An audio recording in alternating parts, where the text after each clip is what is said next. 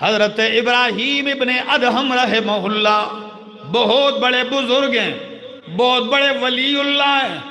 کہتے ہیں ایک نوجوان آیا، نوجوانوں سنیے گا، کہتے ہیں میرے پاس ایک نوجوان آیا، کہنے لگا اے اللہ والے، اے بزرگ انسان، اے عالم انسان، سچ بات کہنے لگا ہوں۔ نے کہا بولیے۔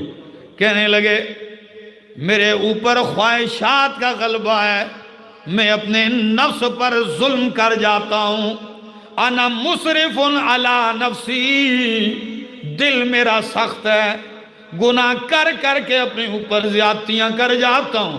آپ کے پاس اس لیے آیا ہوں کہ کوئی ایسی چیز بتائیں کہ اللہ یلین قلبی وینورہ، کہ اللہ میرے دل کو موم کر دے اور نور ایمان سے منور کر دے۔ سنیے گا، مزہ آئے گا۔ یہ بندہ ہے، گناہگار ہے، سچ سچ بات کہہ گیا۔ ہم سے بھی لوگ فون پہ پوچھتے رہتے ہیں، سچ سچ بات کہہ گیا، نہیں قابو کر سکتا ہوں، گناہ ہو جاتے ہیں، کوئی طریقہ بتائیے۔ کہنے لگے اے نوجوان، تو نے سچ بتایا، اب مجھ سے بھی سچ سن۔ 6 چیزیں بتانے لگا ہوں، 6 خصلتیں، 6 خصلتیں تو مجھ سے لے لے، اس کے بعد میری طرف سے گارنٹی ہے آپ جو بھی عمل کریں گے وہ آپ کو نقصان نہیں دے سکے گا، آپ کو ضرر تکلیف نہیں پہنچا سکے گا۔ نوجوان ایک دم طلب پیدا ہوئی، کہنے لگا ہاتھا ماہیا، وہ 6 خصلتیں کون سی ہیں بتائیے گا مجھے۔ کہنے لگے قربان جاؤں، علماء اور اللہ والے، اللہ نے جن کو حکمت کی دولت سے مالا مال کر دیا، وہ سمجھانے کا انداز بھی ہوتا ہے، انداز ہے سمجھانے کا۔ سنیے، کہنے لگے اے جوان، پہلی خصلت یہ ہے الخصلت الاولی، پہلی خصلت یہ ہے اذا اردت ان تعصی اللہ، جب تو یہ ارادہ کرے کہ اللہ کی نافرمانی کا، گناہ کرنے کا ارادہ کر جائے، اللہ کی نافرمانی کا ارادہ جب تو کر بیٹھے گناہ کرنے کے لیے، تو فرمایا پہلی خصلت یہ ہے فَلَا تَأْكُلْ رِزْقَهُ، اتنا خیال کر جب اس کا گناہ کرتا ہے، نافرمانی کرتا ہے، تو اس کا رزق نہ کھا۔ یہ پہلی خصلت پیدا کر اپنے اندر۔ جب اسی کا باغی بنتا ہے، اس کا گناہ کرتا ہے، اس کی نافرمانی کرتا ہے، ارادہ ہو جائے، تو پہلی خصلت کیا ہے؟ فَلَا تَأْكُلْ رِزْقَهُ، اس کی روزی نہ کھا، اس کا رزق۔ عجیب بات ہے، اذا كان البر والبحر والمشرق والمغرب والسہل والجبل، جب مشرق و مغرب، شمال و جنوب، بر اور بحر، پہاڑ اور ہموار، یہ سارا اللہ کا رزق ہے، جب یہ نہ کھاؤں تو فَمِنْ أَيْنَ آكُلُ، پھر میں کہاں سے کھاؤں گا؟ تو اللہ والے نے کہا پھر سچ بتا، أَفَيُحْسِنُ بِكَ، کیا پھر تیرے شان کے یہ لائق ہے کہ تو اس کا رزق بھی کھائے اور اس کی نافرمانی بھی کرے؟ کیا یہ بات سوٹ کرتی ہے آپ کو؟ کہنے لگا لا واللہ، یہ تو میرے لائق نہیں کہ کھاؤں اس کا اور نافرمانی بھی اسی کی کروں۔ دوسری بتائیے، دوسری خصلت۔ کہنے لگے اچھا دوسری خصلت سنیے جوان، فرمایا اذا اردت ان تعصی اللہ، جب تو ارادہ کرے کہ میں اللہ کی نافرمانی کروں۔ بہت سارے مواقع آتے ہیں، دن میں، رات میں، خلوت میں، جلوت میں، کوئی نہیں دیکھتا۔ جب تیرا ارادہ ہو اللہ کی نافرمانی کرنے کا، گناہ کرنے کا، تو دوسری خصلت یہ اپنا کہ فَلَا تَسْكُنْ بَلَدَهُ، پھر اللہ کے شہر میں، اللہ کی بستی میں نہ، اللہ کی زمین پہ نہ رہے۔ پھر کر گناہ.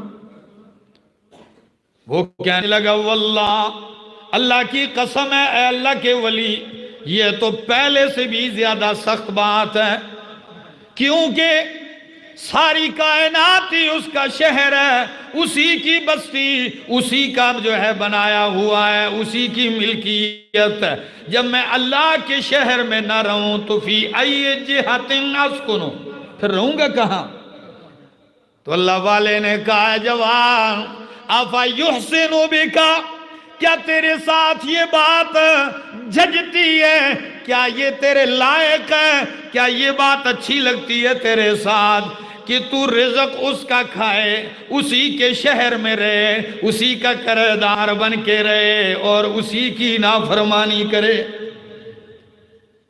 کیا پھر یہ تیرے نشان ہے؟ کہنے لگا اللہ واللہ نہیں. تیسری خصلت بتائیے. فرمایا تیسری خصلت یہ ہے، جب تو اللہ کا گناہ کرنے لگے، بغاوت نافرمانی کرنے لگے، ارادہ کر ہی بیٹھے، سارے اسباب میسر ہوں، پھر اتنا کر کہ گناہ کر، لیکن اس کی آنکھ سے اپنے آپ کو بچا کے گناہ کر، وہ دیکھ نہ سکے. ایسی جگہ گناہ کر جہاں وہ تجھے دیکھ نہ سکے.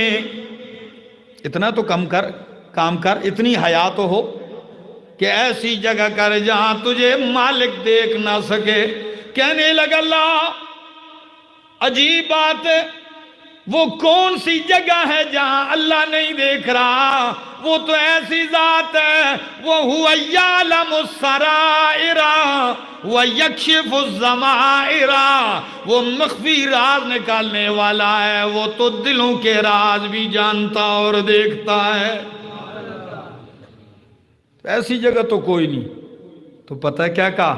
فرمایا پھر اے جوان اتنا خیال کر، افا یحسن بکا، کیا یہ تیرے شان ہے؟ یہ بات تجھ سے جھجتی ہے کہ اسی کا کھائے، اسی کے شہر میں رہے، اسی کا کرایہ دار بن کے رہے اور اس کی آنکھوں کے سامنے گناہ کرے؟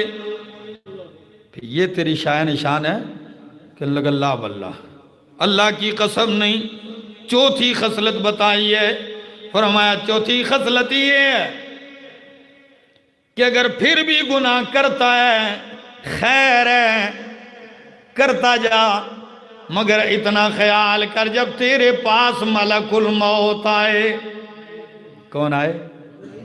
ملک الموت آئے تو اتنا کہہ دینا ملک الموت سے اخرنی حتی اتوبہ، ٹھہر جا ملک الموت تھوڑی دیر، ابھی تک میں نے توبہ نہیں کی، توبہ کر لوں، روح نکال لینا.